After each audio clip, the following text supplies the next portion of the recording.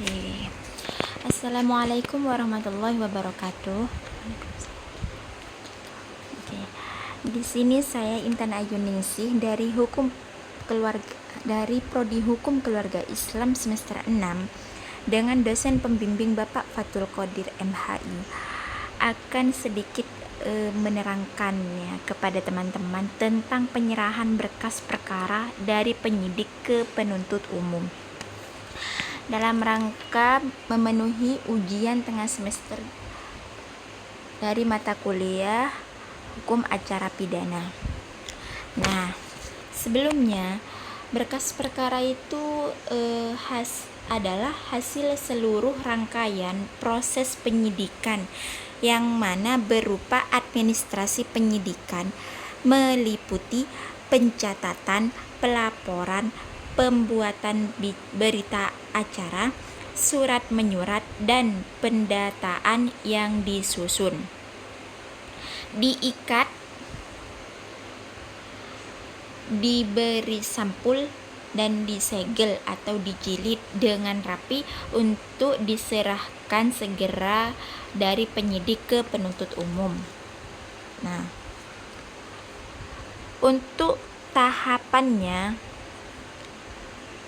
penyerahan berkas perkara dari penyidik ke penuntut umum, di sini tahap pertama itu ada penyidik hanya menyerahkan berkas perkara, yang mana secara nyata dan fisik penyidik menyerahkan kepada penuntut umum.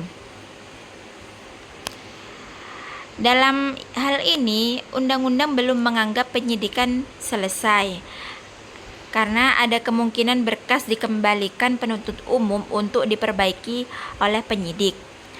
Untuk memperbaiki berkas sendiri, itu penyidik dapat melakukan pemeriksaan tambahan. Jika penyidik sudah merasa maksimal dalam penyidikan tambahan, maka PU dapat melakukan pemeriksaan tambahan sebelum dilimpahkan ke pengadilan. Seperti itu. Nah, tujuannya untuk melengkapi berkas dengan memperhatikan hal-hal sebagai berikut. Yang pertama, itu tidak dilakukan terhadap tersangka. Yang kedua, hanya terhadap perkara-perkara yang sulit pembuktiannya dan atau dapat meresahkan masyarakat atau membahayakan keselamatan negara. Itu gunanya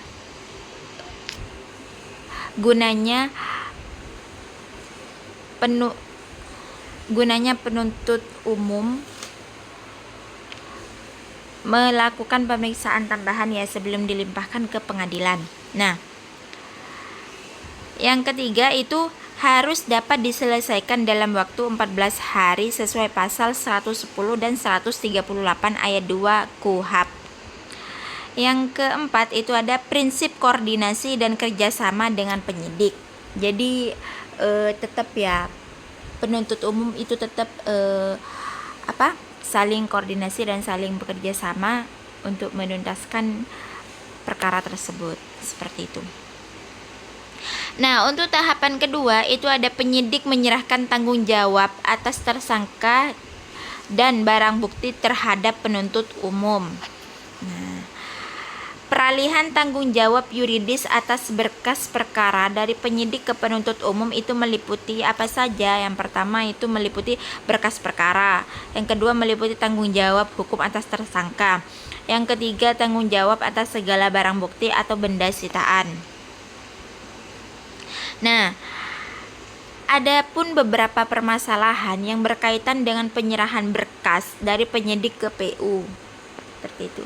Biasanya dari penyerahan berkas oleh penyidik menuju ke PU itu pasti di situ seperti ada masalah gitu, kurang lebih itu kayak ada masalah gitu loh, entah itu yang berkas bolak-balik lah gitu karena mungkin dari penyidik mungkin dari penuntut umumnya merasa kurang bagaimana atau kurang maksimal seperti itu, atau misalkan ada kurang yang lengkap jadi dikembalikan lagi. Tapi kalau misalkan kalau misalkan penyidik juga sudah merasa itu juga sudah maksimal, dikembalikan lagi ke penuntut umum, diserahkan lagi seperti itu. Nah, dalam pasal 3 ayat 3, pasal 110 ayat 2 dan pasal 3, pasal 138 ayat 2. Yang pertama itu ada tidak menentukan beberapa kali pengembalian berkas penyidik oleh penuntut umum. Jadi tidak ada ketentuan berapa kali pengembalian berkas oleh penuntut umum itu kepada penyidik gitu. Jadi nggak ada batasnya gitu loh. Mau berapa kali pun berkas itu dikembalikan, itu tidak ada batasan seperti itu. Nah, yang kedua itu ada berkas perkara bisa berlarut-larut mondar-mandir dari penyidik ke penuntut umum atau sebaliknya. Nah, ini yang saya katakan barusan. Jadi berkas itu bisa bolak-balik karena jika PU belum merasa berkas itu cukup untuk diserahkan kepada pengadilan ke jenjang yang lebih atas, itu dikembalikan lagi seperti itu. Bisa mondar-mandir berlarut-larut seperti itu.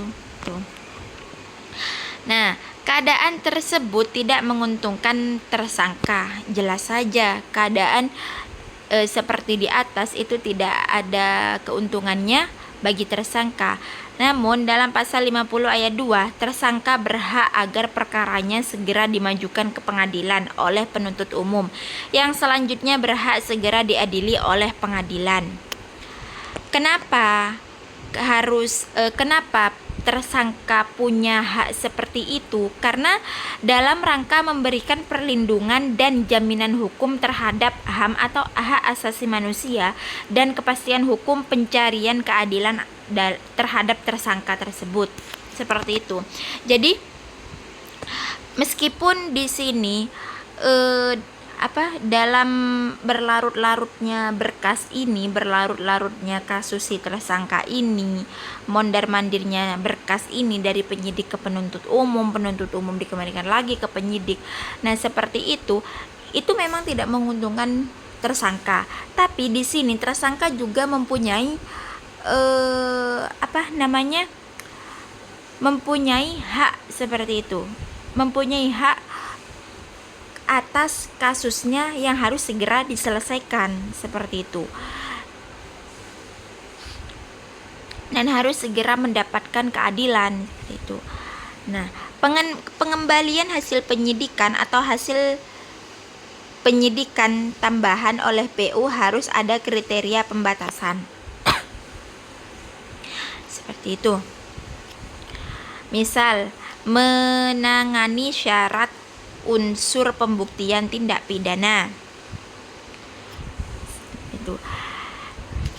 Dalam pasal 110 ayat 4 dan pasal 138 KUHP ayat 1 itu ada beberapa isinya, diantaranya adalah pasal 110 ayat 4, penyidikan dianggap selesai apabila dalam waktu 14 hari PU tidak mengembalikan hasil penyidikan atau apabila sebelum batas waktu berakhir telah ada pemberitahuan tentang hal itu dari penuntut umum kepada penyidik.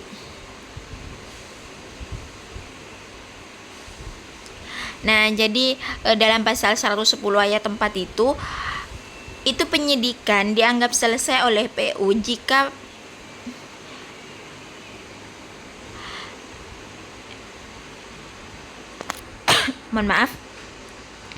penyidikan dianggap selesai oleh tim penyidik jika PU tidak mengembalikan berkas tersebut dalam waktu 14 hari seperti itu.